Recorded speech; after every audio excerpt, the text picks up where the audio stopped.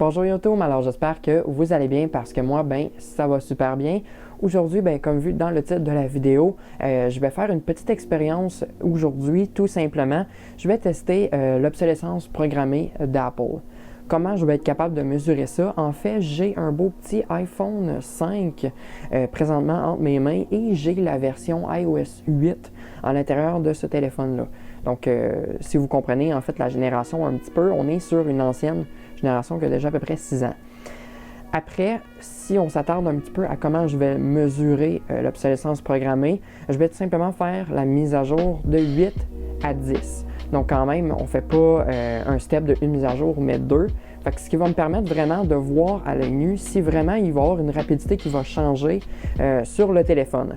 Fait que sur ça, je vous laisse avec mon expérience. Donc j'ai ici le téléphone avant et après. Donc le premier téléphone à gauche est sur iOS 8.1 et le deuxième à droite est sur iOS 10.3.4. Donc on va regarder ça ensemble. Essayons maintenant d'éteindre le téléphone et de le réouvrir, voir la rapidité des deux. Donc on va éteindre les deux téléphones.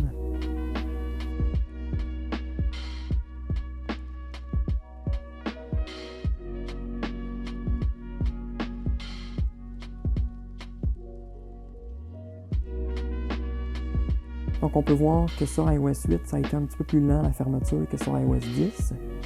Donc ouvrons maintenant les deux téléphones.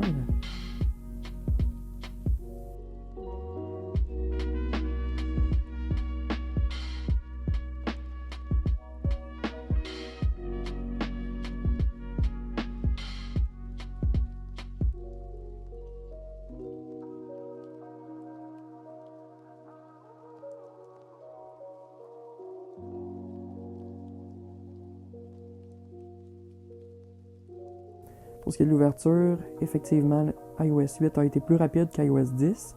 Regardons maintenant la fluidité de l'appareil. Donc on peut voir quand même que les deux, c'est assez similaire, même que je trouve qu'il est un petit peu plus réactif du côté d'iOS 10. À part dans le console center, j'ai vu une grosse différence, que c'était beaucoup plus fluide sur iOS 8. Regardons maintenant dans l'ouverture de l'App Store. Donc ouvrons l'application. Donc, comme on peut voir, ça a été un petit peu plus rapide, surprenamment, sur iOS 10 que sur iOS 8. Regardons maintenant du côté d'iTunes, voir lequel est plus rapide.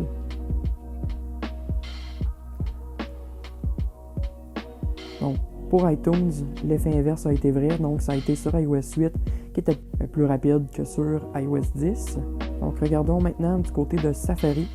Donc, on va faire une petite recherche sur le web, voir lequel va être le plus rapide. Donc, on s'en va sur Google, petite recherche sur le site d'Apple. Donc, comme on peut voir, ça a été très léger, mais encore iOS 8 a été plus rapide qu'iOS 10. Donc, pour la fluidité, c'est assez similaire. On recherche sur le web, on descend. Donc, on peut en déduire qu'effectivement, il y a une petite obsolescence programmée qui se fait dans le téléphone une fois qu'on fait une mise à jour. Donc, sur ce, c'est tout pour cette vidéo. J'espère que mon expérience vous a plu. N'hésitez pas à mettre un petit thumbs up. Et sur ce, on se retrouve dans une prochaine vidéo. Allez, salut!